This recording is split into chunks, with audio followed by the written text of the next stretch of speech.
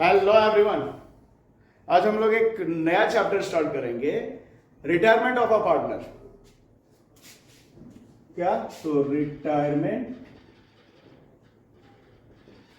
Of a partner, साझेदार का अवकाश ग्रहण। तो ये रिटायरमेंट ऑफ ए पार्टनर मतलब कि जब कोई पार्टनरशिप बिजनेस को छोड़ दे रहा है, उससे अलग हो जा रहा है, अपना सारा हिसाब किताब उस पार्टनरशिप बिजनेस से कर ले रहा है, तो इसे कहते हैं रिटायरमेंट ऑफ अ पार्टनर। अब ये जो रिटायरमेंट है ये 3 तरीके से हो सकता है। तो as per Indian partnership act section 32 subsection 1, Indian partnership act section 32 subsection 1 के अनुसार 3 तरीके हो सकते हैं रिटायरमेंट के। पहला, with the consent of all partners.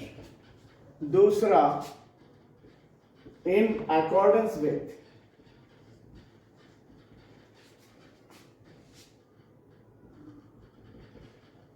an express agreement by the partners। और तीसरा, if partnership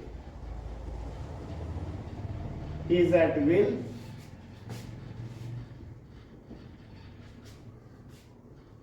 then by giving notice to all partners।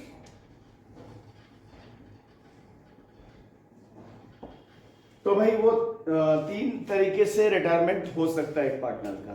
पहला, with the consent of all partner, जब सभी पार्टनर के बीच में सहमति बन गई है तो वो पार्टनर जिस पार्टनर को रिटायर होना है वो रिटायर हो सकता है। दूसरा, in accordance with express agreement by the partner. दूसरा कि सभी पार्टनर्स के बीच में एक एक्सप्रेस एग्रीमेंट, एक स्पष्ट ठहराव हुआ, उसके आधार पर वो पार्टनर जिसे रिटायर होना है वो पार्टनरशिप बिजनेस से रिटायर हो सकता है। या तीसरा, if partnership is at will, then by giving notice to all partners. अगर पार्टनरशिप इज एट विल है, मतलब कि स्वैच्छिक पार्टनरशिप है, वॉलंटरी पार्टनरशिप है, उस केस में जिस पार्टनर को रिटायर होना है वो एक नोटिस देकर सभी पार्टनर को रिटायर हो सकता है। ठीक है, तो ये 3 तरीके as per Indian partnership act section 32 subsection 1 है रिटायरमेंट होने के लिए किसी एक पार्टनर के। अब हम लोग समझते हैं कि पार्टनरशिप से रिटायरमेंट लेने के बाद वो जो रिटायरिंग पार्टनर है, जो रिटायरमेंट ले रहा है, उसके क्या क्या लायबिलिटीज हो सकते हैं और क्या क्या उसके राइट्स होंगे। अब है कि जो पार्टनर रिटायर होगा उसके बाद उसके कुछ लायबिलिटीज होंगे, उसके कुछ राइट्स होंगे। तो क्या क्या लायबिलिटीज होंगे और क्या क्या उसके राइट्स होंगे वो देखते हैं। तो पहले liabilities of retiring partner.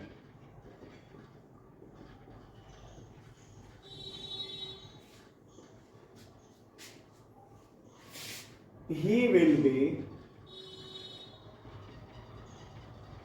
liable for all act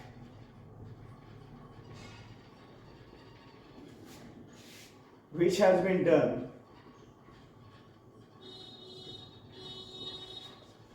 he will be liable for all act which has been done by the firm before his retirement।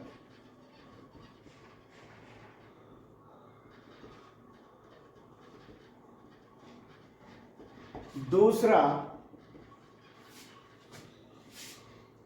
he will be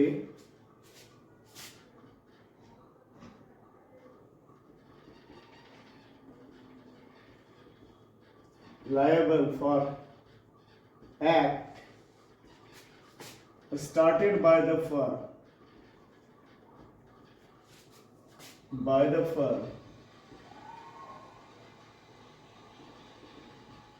before his retirement and not completed yet. He will be liable for act started by the firm before his retirement and not completed yet. तीसरा, if no public notice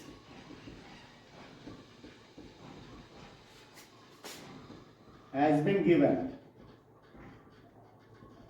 by him, he will be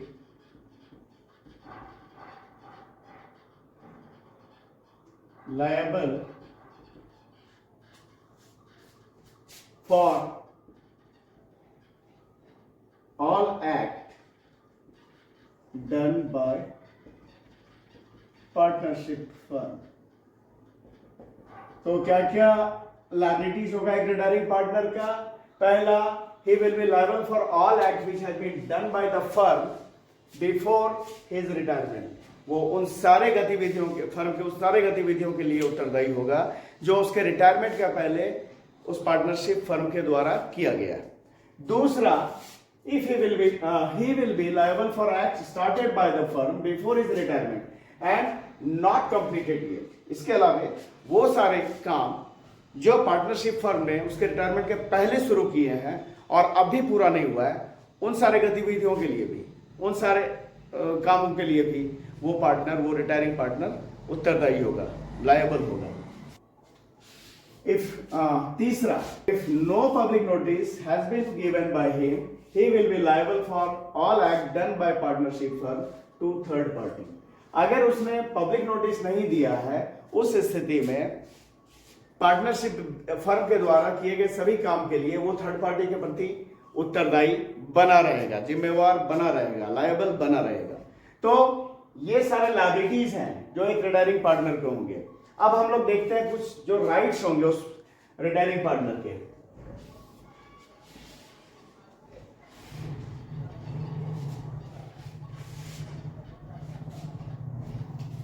rights of retiring partner. तो क्या क्या right होगा, क्या क्या अधिकार होगा उस रिटायरिंग पार्टनर का? तो पहला, he can start a competitive business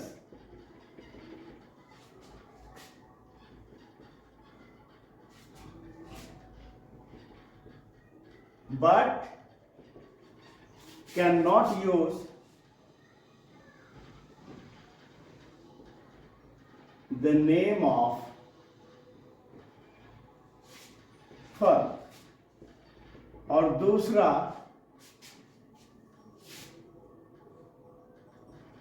if he is not paid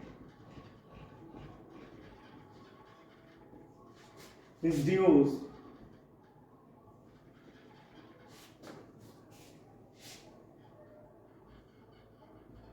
he will get 6% interest per annum, 6% per annum interest on his dues or sharing profit in his capital ratio। अगर तो क्या क्या rights होंगे? तो पहला कि वो firm से अलग होने के बाद, रिटायरमेंट लेने के बाद में उस फर्म के कंपटीशन में कोई बिजनेस शुरू कर सकता है। वैसा बिजनेस जो कि उस फर्म को कंपटीशन दे रहा है जहां से वो रिटायर हुआ, इस तरह का बिजनेस वो स्टार्ट कर सकता है।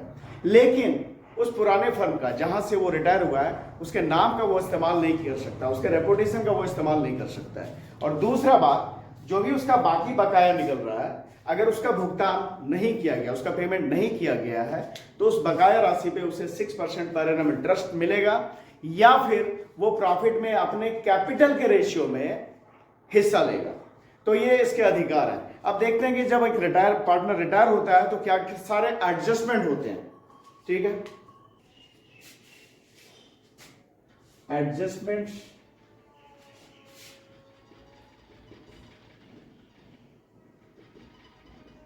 ऑन रिटायरमेंट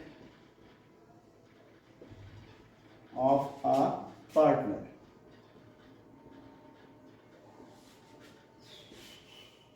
सबसे पहला डिटर्मिनेशन ऑफ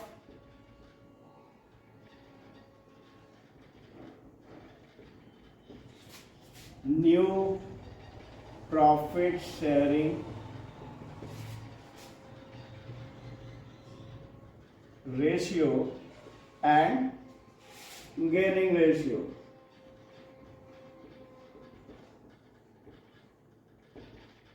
दूसरा accounting treatment of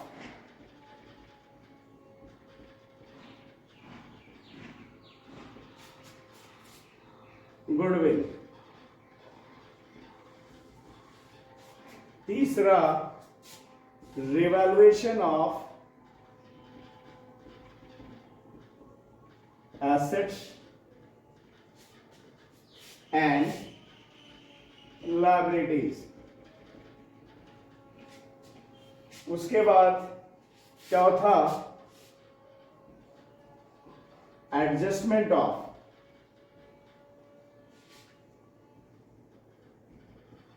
reserves, accumulated profits,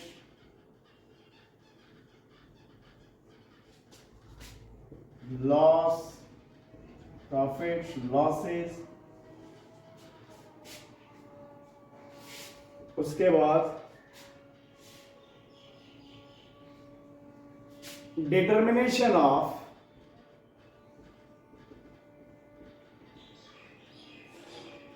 amount payable to retiring partner। उसके बाद छठा एडजस्टमेंट ऑफ कैपिटल अकाउंट। उसके बाद सातवां payment of retiring partner claim. और आठवां preparation of retiring partners loan account. तो ये सारे एडजस्टमेंट किए जाते हैं। तो क्या है, पहला determination of new profit sharing ratio and gaining ratio. तो स्वाभाविक है कि जब एक पार्टनर रिटायर होगा, उस बिजनेस को छोड़ेगा, तो क्या होगा, जो बाकी बचे हैं पार्टनर, उनके बीच का प्रॉफिट शेयरिंग रेशियो बदलेगा। तो नया प्रॉफिट शेयरिंग रेशियो का निर्धारण किया जाता है, डिटर्मिनेशन किया जाता है, और दूसरा गेनिंग रेशियो निकाला जाता है। यहाँ पे अभी जो एडमिशन में हमने देखा सैक्रिफाइसिंग रेशियो, क्योंकि वहां पे एक नया पार्टनर आ रहा था, तो उसके आने से क्या होता है, बाकी पार्टनर के हिस्से में से ही कटकर उसे मिलना होता है। इसलिए यहाँ पे जो ओल्ड पार्टनर्स है वो सैक्रिफाइस करते हैं, इसलिए वहां पे सैक्रिफाइसिंग रेशियो निकाला गया था। और यहाँ पे क्या होगा, कोई एक पार्टनर बिजनेस को छोड़ेगा तो एक हिस्सा लेने वाला कम हो जाएगा। तो क्या होगा, उसका जो हिस्सा जो वो लेना छोड़ दिया, वो तो बाकी जो पार्टनर रह गए उन्हीं के बीच बटेगा। तो यहाँ पे गेनिंग रेशियो, क्योंकि यहाँ पे जो हिस्सा है बाकी पार्टनर्स का बढ़ने वाला है, तो गेनिंग रेशियो का डिटर्मिनेशन भी किया जाता है यहाँ पे। ठीक है, उसके बाद में accounting treatment of goodwill. Goodwill का अकाउंटिंग ट्रीटमेंट होगा, जिसके आधार पर रिटायरिंग पार्टनर को गुडविल में हिस्सा दिया जाएगा। और अगर ओल्ड गुडविल है, एग्जिस्टिंग गुडविल है, तो उसे राइट ऑफ भी किया जाएगा। तो अकाउंटिंग ट्रीटमेंट ऑफ गुडविल। और उसके बाद में revaluation of assets and liabilities. Asset और लायबिलिटी का रिवैल्यूएशन होगा, पुनर्मूल्यांकन होगा।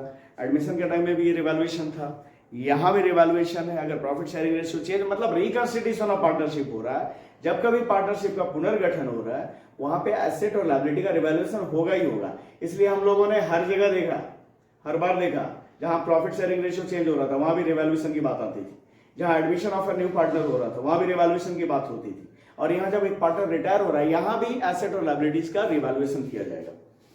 उसके बाद में adjustment of reserves, accumulated profits and losses, जो भी प्रॉफिट है, जो लॉस है, जो रिजर्व है उस पार्टनर के रिटायरमेंट के पहले का, उसका भी एडजस्टमेंट किया जाएगा। ठीक है, उसका determination of amount payable to retiring partner, इसके बाद में रिटायरिंग पार्टनर का जो टोटल अमाउंट उसे दिया जाना है उसका निर्धारण किया जाएगा, उसे डिटरमाइन किया जाएगा कितना अमाउंट उसका बनता है जो उसे दिया जाना है। ठीक है, तो इस उसका अमाउंट पेएबल जो भी अमाउंट देना उसे डिटरमाइन किया जाएगा। ठीक है, उसका एडजस्टमेंट ऑफ कैपिटल अकाउंट, इसके अलावा कैपिटल का अकाउंट का एडजस्टमेंट भी आ सकता है, हो सकता है, उसका एडजस्टमेंट के लिए भी अकाउंटिंग ट्रीटमेंट होगा। ठीक है, उसका payment of retiring partners claim, और उसके बाद जो रिटायरिंग पार्टनर है उसका जो भी हिसाब बनेगा वो उससे पेमेंट किया जाएगा, और अगर पेमेंट नहीं किया गया उस केस में preparation of retiring partners loan account, अगर उसे तुरंत का तुरंत उसका जो बाकी बकाया जो भी बनेगा हिसाब किताब करने के बाद में उसका जो भी अमाउंट पेएबल है उसे डिटरमाइन करने के बाद में और उसे नहीं दिया गया तो उस केस में उसका उस पार्टनर का जो रिटायर हो रहा है उसका लोन अकाउंट बनाया जाएगा। ठीक है, तो ये सारे एडजस्टमेंट होंगे जब एक पार्टनर पार्टनरशिप फर्म से रिटायर होगा उस स्थिति में। तो ये सारा एडजस्टमेंट हम लोगों ने यहाँ पे देखा, क्या सारे एडजस्टमेंट होने हैं जब एक पार्टनर रिटायर होगा। तो अब हम लोग आगे के वीडियो में एक एक करके हर एक टॉपिक को डिस्कस करते हुए, उनका कैलकुलेशन करते हुए आगे सारे जितने भी सारे टॉपिक हैं इन पे अलग अलग वीडियो होगा। तो इस वीडियो में इतना ही। अगर वीडियो पसंद आ रहा है तो लाइक करें, चैनल को सब्सक्राइब करें। Thank you.